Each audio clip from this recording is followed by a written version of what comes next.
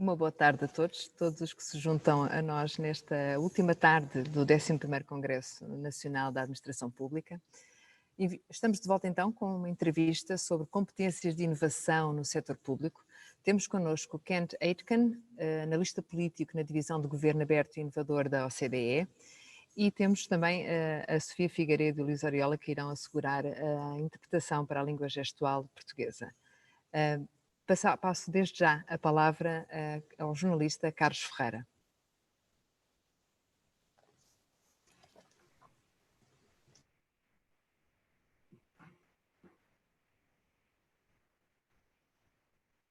Oh, Carlos, you're on mute.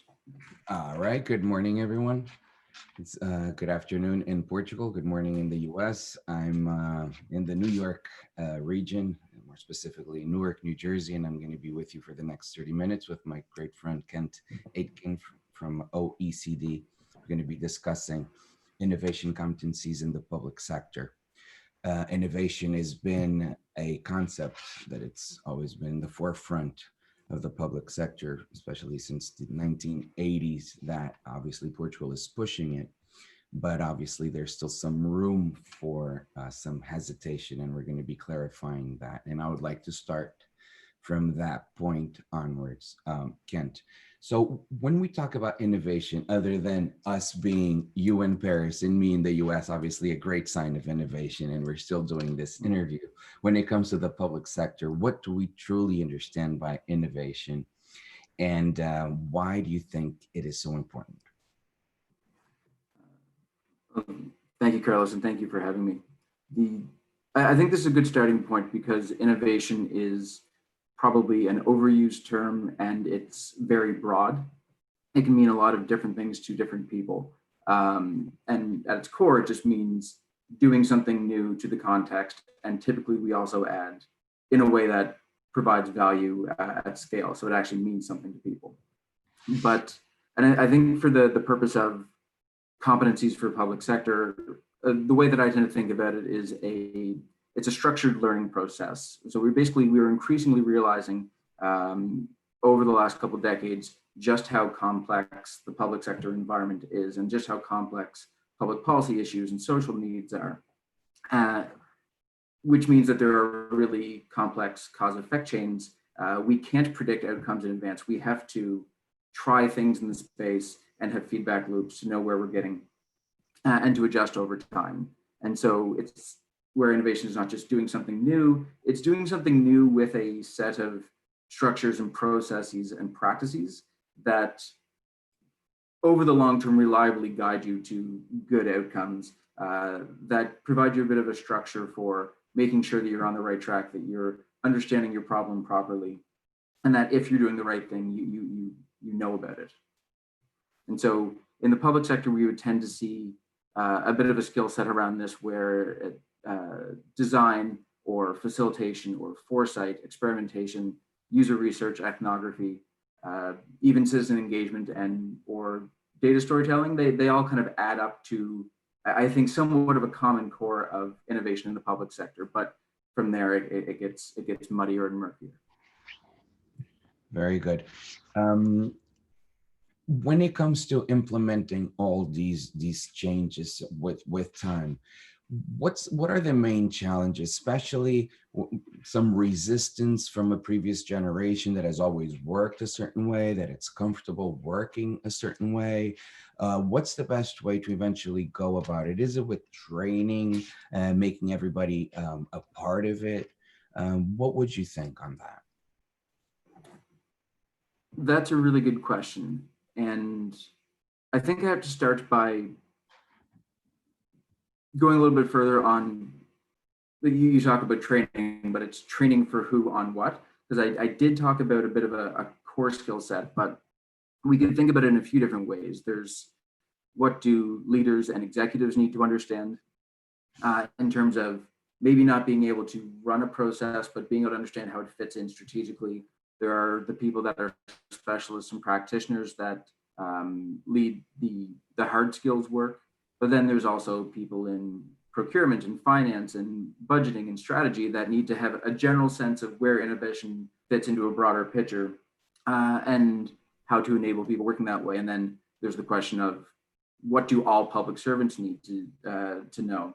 And those are all different flavors of innovation and different levels of competency and different sub-skill sets. And I think beyond skill sets, it even gets into just mindsets and ways of thinking. I think there is tension. I think in any administration in any country, we could probably find people that are resistant to change, that are locked into a certain set of ways.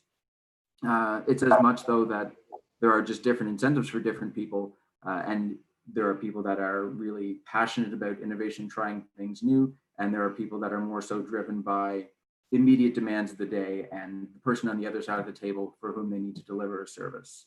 And so it's the innovation skills need to be balanced with a sense of strategy and priority and a deep public service ethos and how everything has to work together. And then when we get into your question about what's the way to do it, so the Observatory of Public Sector Innovation has been around for about 4 years, and that is the question that we've been wrestling with for that half a decade. And so there are countries that do training and learning programs that are very targeted for specialists. There are countries that do things that are more lightweight for all public servants, that are more about awareness and understanding. We're increasingly seeing programs for executives on these things. And then there are many other approaches. So Portugal, for instance, has LabX, which is an innovation lab that is designed to guide and steward program and service areas through this process. And in some ways that can take the place of training and culture building. And I think it depends is a terrible solid answer to a question, but unfortunately it is the only one that is universally true here, which is that it always depends on the context of the organization that's trying to move in this direction.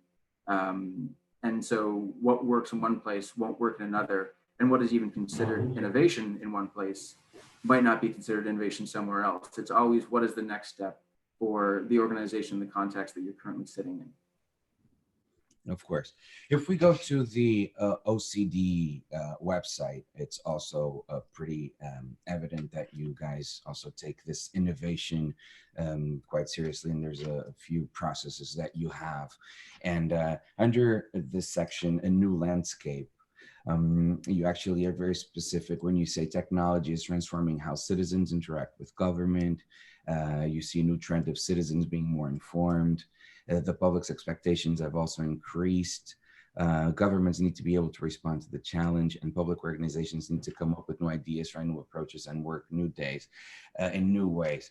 So it's actually a trend not only from within, but also the audience is also expecting that from the government as well. So that's why it's so urgent for there to be structural changes to meet these expectations, correct? Mm-hmm. And yeah, I talked a little bit about the idea of complexity, which for me really is the starting point for why innovation is incredibly important. Because in Canada, we have a saying that, and by a saying, I mean, Wayne Gretzky said it, but he said, you should skate to where the puck is going, not to where it is. Which sounds good, but I actually am a little bit worried about it, because that gets us into the idea of forecasting and predicting the future, where a lot of the things that you're describing are about recognizing the fact that we don't know what the future is going to be. And we know that citizens expect more from their governments right now. And we know that technology is changing the world, but we don't know for certain what that world is going to look like in 1, 3, 5 years.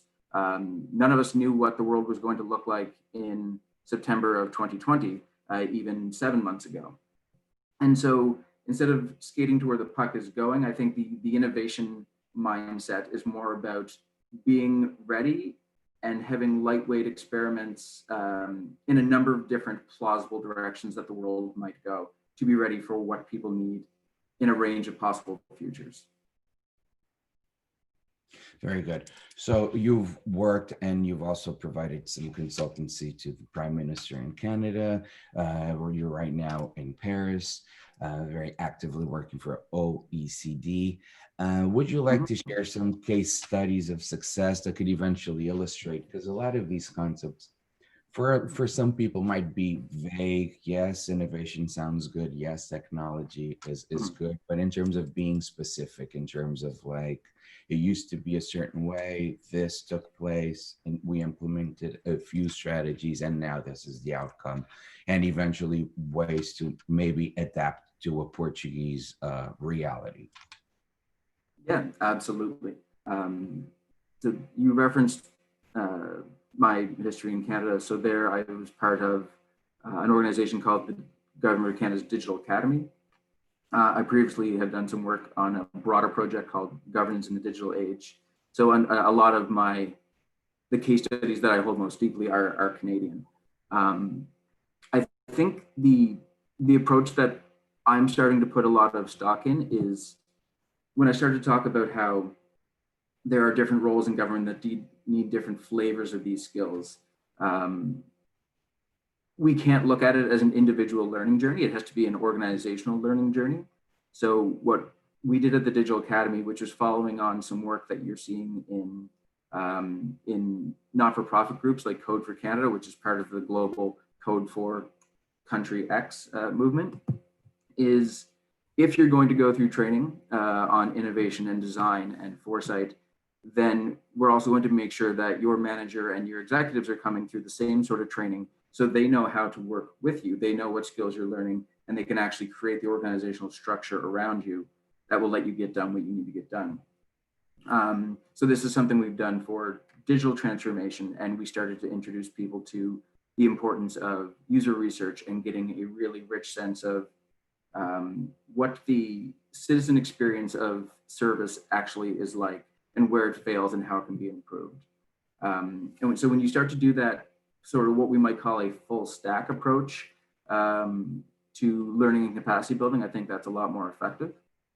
And I think it behooves me to provide an example that is not Canadian as well. I think one of the ones that I would look closely at is the way Sweden is doing urban planning right now, which is essentially a really deep and detailed exercise that involves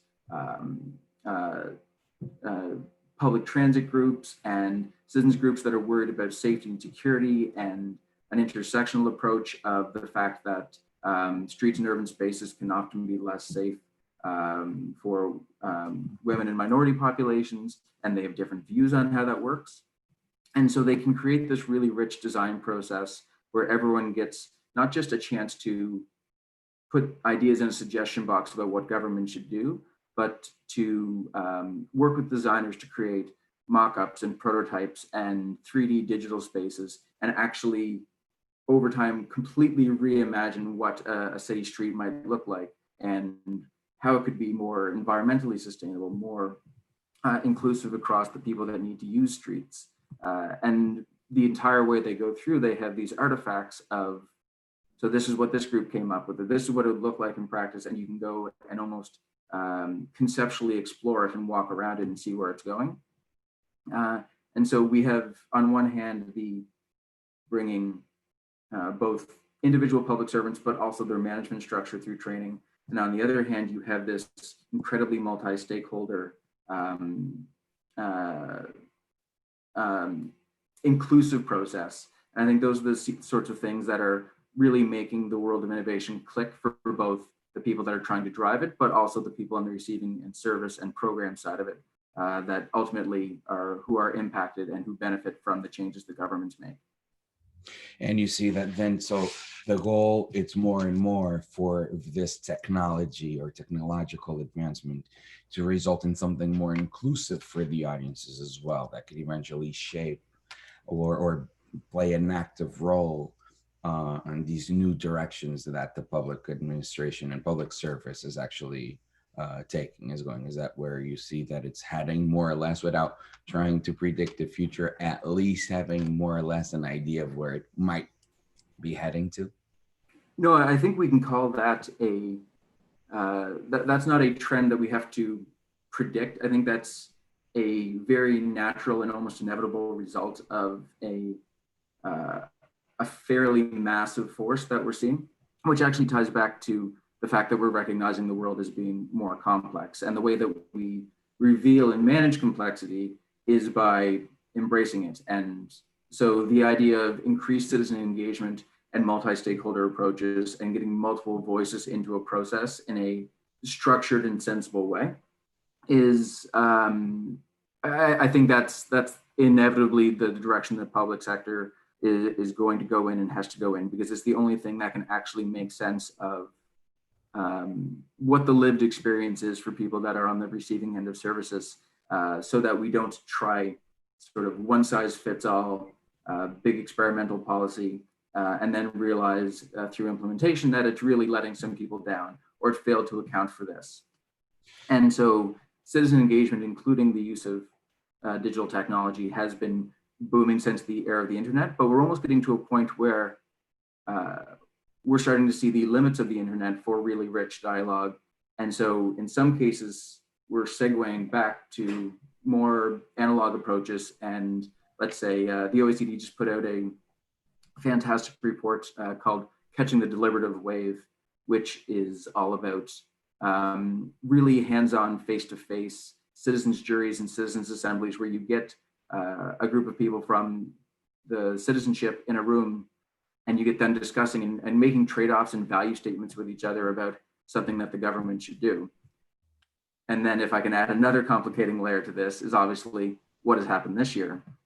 And so right now we are not doing things like that. So now there is, even though we're getting to a point where we're splintering into digital and analog means, now we're getting back to, oh wait, but how do we get the best of that world, but do it all digitally? Right. And this obviously requires different skill sets by everybody. And what do you think that these emergent skills look like? You know, what do you expect also from these employers in the public sector in a way, or ways to facilitate that process? Well,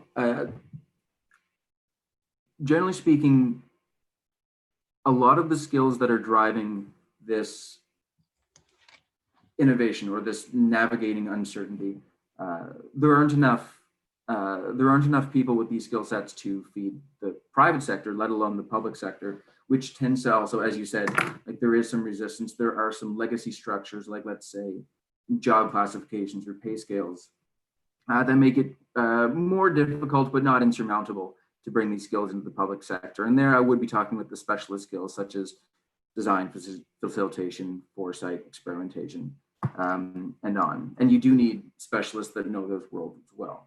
Part of the problem is that some of these fields, and let's say doing digital citizen engagement, is almost by definition relatively new. So you don't have 30-year experts of 10-year fields, just by definition. So a lot of it is porting like skill sets over from a tangential or comparable field and moving them into new spaces. And then there's also the question of fitting these things into the broader structures of government and having leaders that understand where they reach their own limits and where they need to pull in specialized expertise or hire or work with the private sector or academia or NGOs to get what they need out of a process. For the OECD, we have a list of innovation skills that that we see as a bit more for the all public servants to cultivate an innovative mindset, and whether they go deep in one of these areas throughout their career and become one of those experts, or whether they just can understand it and figure out where it fits in their day-to-day work.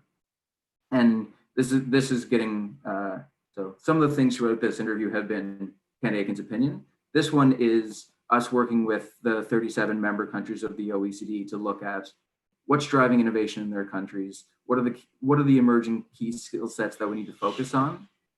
And so there we've dialed it down to 6, which are curiosity and continuous scanning for new approaches that might be of interest, trying new tools and tactics, data literacy being part of an increasingly data literate, but not just the data literacy of the policy and analysis and economics of old, but increasingly making sense of data sets from all kinds of sources and analytics and artificial intelligence, things like that. Third would be user centricity. So that's in its pure form, it's user research and being able to build things in a digital format such that it works. But it's also more so knowing how your work impacts people on the ground. Fourth is iteration, which is a process of experimenting, trying something, getting a feedback loop going and improving it over time. Fifth is storytelling and being able to communicate things wisely and effectively. And the sixth is what we call insurgency, which is a bit of a strange term that may not translate well, but it's about being able to cultivate creative coalitions and think in new ways and provide a bit of a challenge function to your own organization about those long-standing resistances that should be done differently. For a long time, I wrote a blog about public administration in Canada, and the tagline was scheming virtuously, i.e. it is being a little bit creative and sometimes maybe a little bit political and sneaky in trying to achieve the outcomes that you're trying to do it, but doing it in a way that is virtuous and in line with the principles of public service, and doing it in a way that respects the public trust. Revolving around ethics and public service. Absolutely. And yes, we're talking about a lot of the structural changes and training and new skills. And you mentioned something very interesting when it comes to the case study of the Sweden case. What do you also expect, or how can the audience have more of a active role, or play more of an active role, generally speaking, in other countries to eventually facilitate this interaction and conversation with the government and public sector? Would you like to give some feedback on that or some suggestions? And when you say audience, you mean engaged citizens, civil society? Engaged citizens, exactly. Yeah. Communication. I think it is absolutely fair for people to choose to be a part of the process as little as they want. Many people do not want to engage with their government, and in some cases in government, we tend to get a little overzealous about wanting to bring everyone into the process, where often they have other things they want to worry about in their day. But there is a very active civil society in every country. There's amazingly engaged citizens that are really interested in weighing in more and stepping up to the plate. And I think the one thing that we need to be cautious of is that the people that are showing up on our door as government officials that are running citizen engagement processes or design processes that are open, is that is not necessarily everyone. The people that are asking to be part of the process are only a portion of society, and we need to make sure that we are getting the views of everyone, including some people that are less loud, less forthcoming, and in some cases less able. So we need to do the work to make sure that we're being complete. A lot of what we're talking about is when government strikes a process to open the doors. In some cases, you'll have government push through a policy proposal and you'll have a backlash from civil society or citizens groups, or even you will see citizens groups and NGOs spin up really quickly as a response to say, we are not comfortable with how that process is rolling out. And we think this should be a process. We think that people should be involved. And at that point, it is on government to decide whether they adopt that or not. And so for those of us in government, I think it's a really important thing to be not necessarily always a part of your community, because that can be inclusive, but to be actively listening, to have a good sense of where, instead of just creating policy in a vacuum, it is the right time to do an open policymaking process. Very good. We have 4 minutes left, and I would like to share this last topic. I was talking to the Institute of National Administration Institute of Portugal prior to this interview, to also understand a little bit where it stood, because I've been out of Portugal for quite a few years, and it's always good to understand the main issues or challenges that they're facing. And I was told that it's interesting for this change to take place, and going back to the concept and topic of resistance, to end this conversation with this pretty clear notion of, it's something that obviously the previous generation and everybody in the public sector, everybody has to want to embrace this change, right? And has to have the courage to also voice their mind and feel and to give their opinion. It has to be something very inclusive, also from within, not only from leadership imposing something that a lot of these employees don't even understand why. It's, I guess, has to be a collective effort to truly take it to a different level. Would you agree? And what would you think that could facilitate more and more people having this notion that we're rolling towards the same direction, and it's our collective responsibility to truly voice our opinions? That is, I think, the $1 million question, Carlos. It is sometimes very difficult for governments to say, we don't know exactly where we're going, but we have trust in the process that we're going to get to the right place together. And in fact, this year has been probably some of the best examples of even heads of state being able to give an address to their entire populace and say, we don't know what the right answer is, but we're doing everything we can to fix. This is actually getting a trust dividend from people for being able to say that. Where in many cases we love the idea of it being okay to fail and learning from failure, but in practice you need to show wins all the time. So it does require a commitment from the senior most levels to defend the process and to engender that trust and say we're going to get there together. But it also requires, it's not just about people trusting government, it is about government genuinely being trustworthy and putting the right resources and commitment in to make sure that when they do go down a route like this, it is backed, they have the right skills in place, they have the right managerial mindset in place so that they don't need to create a winning press release at the end of the day. They can actually follow the process and ultimately, through experimentation and starts and stops and failures and question marks and uncertainty and difficult conversations with stakeholders, get to something that really works for people in the long run. And then once you start showing those successes, then the train starts rolling. Very good. So innovation is here, innovation competencies in the public sector. It's something that obviously it's a goal that the governments are committed to achieve. And based on this conversation, it's quite clear that the processes or in order to achieve these goals, a lot has to come from within at a structural level. It's been a true pleasure talking to you, Kent. I wish you all the best there in Paris.